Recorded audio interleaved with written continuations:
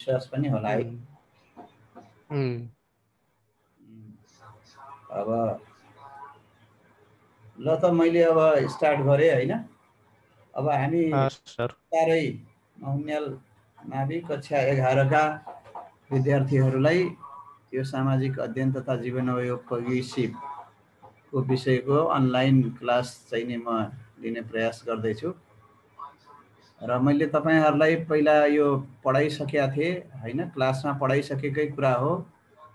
त्यसै अन्तर्गत यो पाठ 5 मा वर्तमान परिवेश र सामाजिक व्यवहार भन्ने एउटा च्याप्टर छ। यो भन्दा अगाडि हामीले चाहिँ नि यसो कुरो यो के बुझौं भने हामी विभिन्न प्रकारका अर्थ हैन, अर्थतन्त्र आर्थिक अवस्थाका कुराहरू हामी गरिरहेका थियौं। यो विभिन्न युग कृषि युगको सुरुवात मैले यसो शेयर भइरहेछ, मेरो देखिया छ कि प्रेजेन्टेसन आइसकेको छ, देखिरहेछ सर तपाईले त्यो पढाएको किताब नै हो, यो किताब पढ्ने गरेको किताबै हो।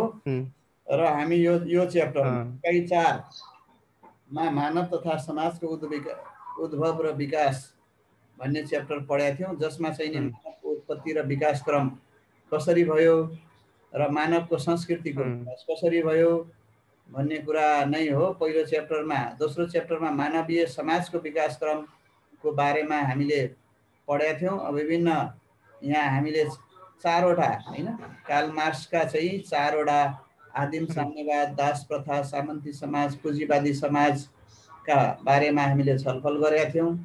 त्यसै गरेर इबी टेलर र मोर्गनले भनेको ढुङ्गे युग, बर्बर युग र सभ्य युग हुँदै यी विभिन्न युगहरू हुँदै हामी अहिले सभ्य युगमा आइपुगेका छौं। यसको बारेमा पनि हामीले छलफल गरिसकेका थियौं हैन, विभिन्न चरणहरूमा। अब त्यसै गरेर चाहिँ नि आज अब हामीले यो कृषि युगको सुरुवात र विकास यो पढिसक्यौं पाठ 3 मा। कृषि युग पछाडि गएर पुँजीवादी, अहिले समाज चाहिँ पुँजीवादी युग र औद्योगिक विकासको विश्व हो भनेर पढ्यौं। त्यसका बारेमा पुँजीवादी अर्थव्यवस्था हैन, विशेष गरेर चाहिँ नि हामीले त्यहाँ निजी व्यक्तिको स्वामित्व हुन्छ भन्ने कुरा र त्यसले गर्दाखेरि त्यसका केही सकारात्मक पक्षहरू, केही नकारात्मक पक्षहरू, राज्य सञ्चालनमा निजी क्षेत्रको पनि भूमिका रहन्छ भन्ने कुरा हामीले यहाँ पढेछौँ। विशेष गरेर पुँजीवाद चाहिँ कहिले विकसित भएको थियो भने 17औं शताब्दीबाट चाहिँ नि अस्तित्वमा आएको हो यो संसारमा, जब युरोपमा औद्योगिक क्रान्ति भयो हैन। अनि त्यसपछि चाहिँ नि उनीहरूले आफ्नो व्यापारहरू विस्तार गर्नका लागि र त्यो लगानीहरूलाई संसारमा अन्य मुलुकहरूमा पनि विस्तार गर्ने क्रममा उनीहरूले यो विकसित राष्ट्रहरू विशेष गरेर युरोपले हैन, युरोपमा औद्योगिक क्रान्तिले जरा गाडिसकेपछि अब उनीहरूले संसारमा त्यो आफ्नो व्यापार विस्तार गर्नको लागि पुँजीवादी अर्थव्यवस्थालाई चाहिँ के गरेका थिए भने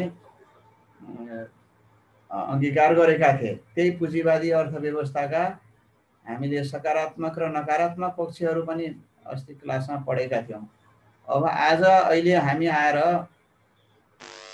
के कुरामा वर्तमान विश्वको परिवेश, विश्व परिवेश र सामाजिक व्यवहारको बारेमा पनि हामी पढ्ने छौं है।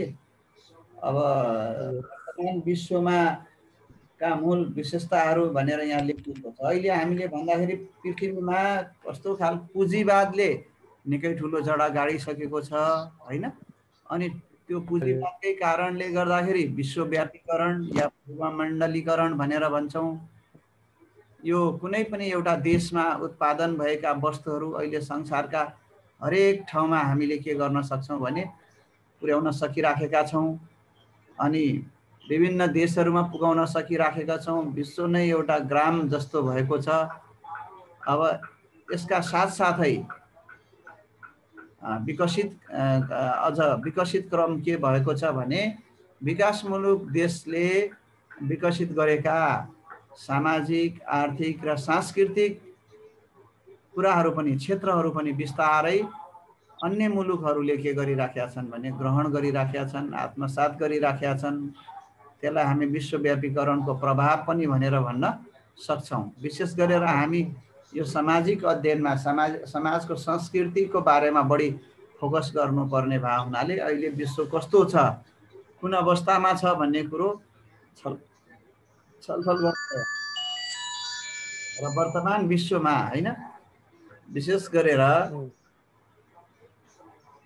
यो एकछिन तिम्रो म्युटै राख्यो है म ठीक छ सर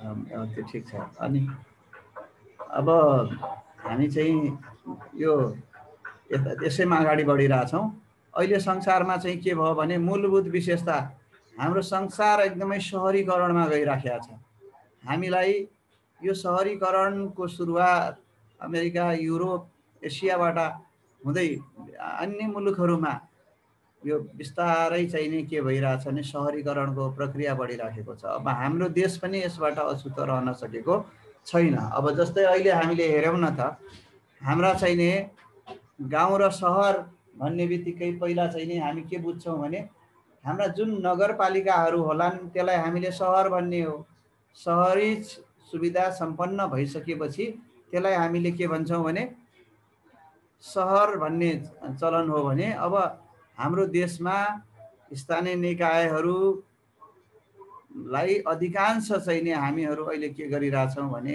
विभिन्न यो नगरपालिका सम्बन्धी बनाउने भन्ने एउटा नीति नियम छ लचिलो नीति नियमबाट हामी सहरहरूमा गाउँलाई हिजोको गाउँ पनि आज चाहिँ के भएको छ भने नगरपालिका या सहर भएको छ सहर उन्मुख भएका छन् त्यहाँ रोडहरू पनि राखेका छन् त्यहाँ उद्योग धन्दा कल कारखानाका कुराहरू उठिराखेका छन् हैन हामीहरू चर्चा गरिराखेका छौँ यो सुविधा भएन त्यो सुविधा भएन भनेर ती सबै प्रयास के हुन् भने ग्लोबलाइजेसनकै एउटा पाटो जुन शहरीकरण छ नि शहरीकरण संसारभर शहरीकरण छ र हामी पनि त्यो शहरीकरणबाट अलग रहन सकेका छैनौँ अब त्यो शहरीकरणसँगै हाम्रा संस्कृतिहरूमा परिवर्तन आउँछन् कि आउँदैनन् हैन हामीले तुलना गर्नुपर्ने कुरा के हो भने हिजो हामी गाउँमा छँदाखेरि गाउँको संस्कृति थियो खेती किसानीमा हाम्रो मुलुकहरू सारा हामी कृषक थियौँ हैन र अहिले बिस्तारै हामीले कृषिलाई छोड्दै गइराखेका छौँ अथवा कृषिलाई पनि शहरीकरण हुने बित्तिकै अब ती चाहिँ नि व्यवसायीकरणमा हामी बढी जोड दिएका छौँ उत्पादनमुखीमा बढी जोड दिएका छौँ लगानी गर्ने कुराहरूमा गरिराखेका छौँ हिजोको चाहिँ नि गुजारामुखी अर्थतन्त्र प्रणालीबाट आज हामी चाहिँ यो पुँजीवादी अर्थ प्रणालीमा हामी जाँदा के गरिराखेका छौँ भने कसरी हुन्छ हामीले बढीभन्दा बढी उत्पादन गर्ने बढीभन्दा बढी लगानी गर्ने तर्फ हामी बढी चाहिँ नि केन्द्रित छौँ यो चाहिँ नि हाम्रो शहरीकरणको एउटा प्रयास हो हैन अब गाउँहरू पनि सहरहरूमा कन्भर्ट हुँदैछन् हाम्रा बानी व्यवहारहरू पनि बदलिँदैछन् हाम्रा भौतिक पूर्वाधारहरूमा पनि परिवर्तन आइराखेका छन् हामीले नेचुरल भन्दा पनि भौतिक एउटा वातावरण निर्माण गरिराखेका छौँ यो एउटा वर्तमान नेपालको मात्रै नभएर सारा विश्वको एउटा के हो विशेषता हो अर्को चाहिँ नि हामी विश्वव्यापीकरण भनेर भन्छौँ अब विश्वव्यापीकरण भने हामीले कसरी बुझ्यौँ त अघि नै मैले भनिसकेँ विश्वव्यापीकरण भनेको यो हामी यो हुन्छ कि हामी पहिला स्थानीयकरणका कुरा गर्थ्यौँ हाम्रो छुट्टै सभ्यता छुट्टै संस्कृति गाउँको आफ्नो चाहिने संस्कृति मौलिकता हुन्थ्यो र विश्वव्यापीकरण भनेको के हो भने यी सबै हटेर विश्व नै एउटा गाउँ जस्तो बन्ने हो एउटा गाउँका रूपमा साँगुरिँदै जाने हो त्यसैले गर्दाखेरि त्यहाँ कुनै पोलिटिकल्ली देशहरू त छन् बाउन्ड्रीहरू त छुट्याइएको छ तर संस्कृतिहरू प्रविधिहरू मानिसका व्यवहारहरू मानिसका चाहिँ सोचाइहरू सबै चाहिँ नि एकनासको हुन गइराखेको छ अझ भन्नु पर्दाखेरि विकसित राष्ट्रले विकास गरेका सभ्यता संस्कृति अरू देशहरूले चाहिँ नि के गर्नु परिरहेछ भने लिनु परिरहेछ र बिस्तारै आफ्ना संस्कृति र सभ्यता लोप हुँदै गइराखेका छन् अब हाम्रै कुरा गर्ने हो भने पनि हाम्रो मुलुकमा के छ त भन्दाखेरि हामीहरू आफ्ना मौलिकतालाई आफ्नो परम्परालाई आफ्नो संस्कृतिलाई आफ्ना चाडबाड आफ्ना धर्म आफ्ना रीतिथितिलाई बिस्तारै चाहिँ छोड्दै अरूको हैन युरोपियनहरूको विशेष गरेर चाहिँ युरोपेली राष्ट्रहरूको प्रभाव छ, त्यो प्रभावबाट हामी चाहिँ प्रभावित भएका छौँ, त्यसलाई अपनाइराखेका छौँ। त्यसका साथसाथै हैन त्यसैसँग विभिन्न प्रकारका यातायात, सञ्चार, विज्ञान, प्रविधिका क्षेत्रमा विकासहरू भइराखेका छन्। कुनै देशले डेभलप कन्ट्रीले गरेका विकास हाम्रोतिर पनि सरिराखेका छ उनीहरूको। अब यसले गर्दाखेरि यो एउटा राम्रो पक्ष त हो। अर्को कुरो के भइराखेको छ भने परनिर्भरता पनि बढिराखेको छ हैन, डिपेन्डेन्सी। किनभने हामीसित जुन मौलिकता थियो, हामीसित जुन संस्कृति थियो, हामीसित जुन प्रविधि थियो, इन्डिजिनियस भन्छौँ नि, अब जनजातिका प्रविधिहरू बिस्तारै लोप भइराखेका छन्। अनि हामी चाहिँ विश्वव्यापीकरणको प्रभावमा, जस्तो उदाहरणकै लागि हाम्रो गाउँमा हामी हिजो चाहिँ नि हलो जोत्थ्यौँ, कोदालो खन्थ्यौँ हैन, घाँस दाउरा गर्न जान्थ्यौँ, हामी ग्यासहरूको प्रयोग गर्थेनौँ, प्रकृतिमा भर परिराखेका थियौँ, आफै उत्पादन गर्दथ्यौँ र आफै तिनीहरूलाई उपभोग गर्थ्यौँ। तर अहिले के देखिराखेको छ भने हाम्रा गाउँतिर पनि बिस्तारै सबै चिजहरू बाहिरबाट आइहाल्छ।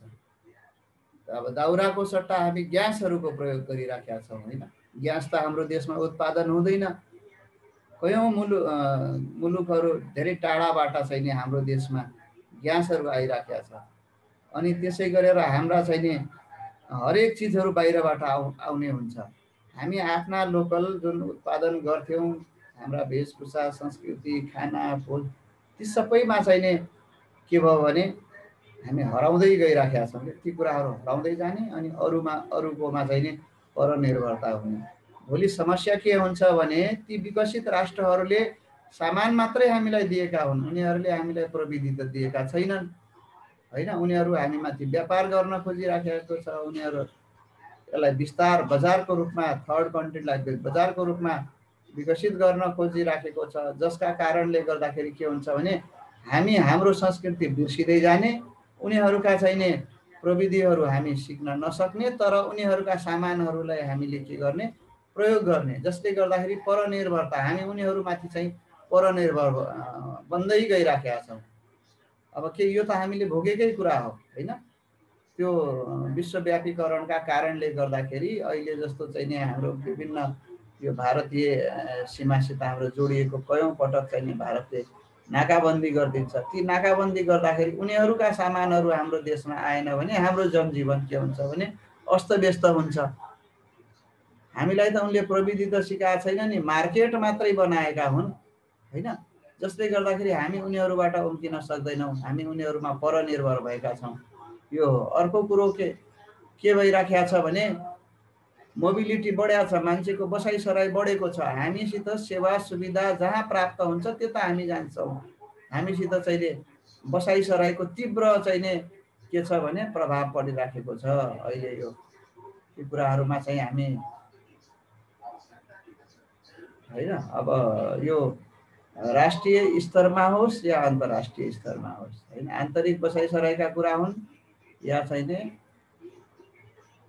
अन्तर्राष्ट्रिय बसाइसराईका कुरा हुन्, यो बसाइसराईको ट्रेन्डहरू चाहिँ एकदमै बढेर गइराखेको छ। मानिसहरू सहरमुखी भइराखेका छन्, सुविधामुखी भइराखेका छन्। यो अर्को कुरो के हो भने प्रविधिको पहुँचमा विस्तार पनि भएको छ। त्यति मात्रै होइन, अब हाम्रो प्रविधिहरूमा पनि विस्तार र प्रविधिहरू अहिले हामी यही उदाहरण लिउँ न। हामी अहिले चाहिँ नि जुम मिटिङबाट बसेर क्लासमा कुरा गरिराखेका छौँ। हिजोको अवस्था कस्तो थियो भने हामी कक्षा कोठामा हैन, अनि कतिपय अवस्था के थियो भने अब यो त्योभन्दा बाहिरकोलाई हामी क्लासै भन्न सक्दैनथ्यौँ, सोचेका पनि थिएनौँ। आज हामी चाहिँ यो प्रविधिले गर्दाखेरि निकै ठुलो फड्को मारिसकेका छ। हामी आफ्ना कोठाबाट कक्षाहरू सञ्चालन गरिरहेका छौँ, संसारका हरेक मान्छेसित बोल्न सकिरहेका छौँ, सुन्न सकिरहेका छौँ हैन। त्यसैले गर्दाखेरि स्वास्थ्य, शिक्षा, सञ्चार, यातायात हरेक क्षेत्रमा प्रविधिले चाहिँ नि आमूल परिवर्तन ल्याएको छ। अर्को विशेषता के छ भने अहिले विश्व पुँजीवादी चरित्रको छ हैन। विश्वमा जोसित बढी पुँजी छ ऊ शक्तिशाली छ, जोसित पुँजी छैन ऊ शक्तिशाली छैन। त्यसैले पुँजी सबै देशहरू एउटै कुरामा होड गरिराखेका छन् कि सबैले बढीभन्दा बढी पुँजी उत्पादन गर्ने, मजबुत बन्दै जाने, अनि जसले गर्दाखेरि गरिब राष्ट्रहरू, अल्पविकसित राष्ट्रहरू परनिर्भर हुँदै जान्छन्, तर धनी राष्ट्रहरू धनी हुँदै जान्छन्। उनीहरू चाहिँ पुँजीकै कुरोहरू यहाँ विशेष आइराखेको देखिन्छ होइन। अर्को कुरा आयो बहुसंस्कृतिकता। अब हामी अहिलेको संसार के हो भने बहुसंस्कृतिमा चाहिँ नि रमाउन सक्नुपर्छ, बहुसंस्कृतिलाई स्वीकार गर्ने हो। एउटा देशमा जस्तो अमेरिका भन्ने जस्तो देश छ भने एक प्रकारका मान्छे छैनन् त्यहाँ। संसारका सारा मानिसहरू चाहिँ अमेरिकामा छन्। संसारका त्यहाँ चाहिँ अब त्यसले उनीहरूका विश्वविद्यालयमा अङ्ग्रेजी भाषामा पढाइ हुँदैन, उनीहरूका विश्वविद्यालयमा नेपाली भाषा समेत पढाइ हुन्छ होइन। विभिन्न प्रकारका मौलिक सभ्यता र संस्कृतिलाई अमेरिकाले यदि आफ्ना शिक्षाभित्र, विश्वविद्यालयभित्र ल्याउन सकेन भने त्यहाँ समस्या पैदा हुन्छ। र जसले गर्दाखेरि त्यहाँ के छ भने बहुसंस्कृति, धेरै प्रकारका संस्कृति भएका मानिसहरू छन्। प्रत्येक संस्कृतिलाई स्वीकार गर्नुपर्ने हुन्छ।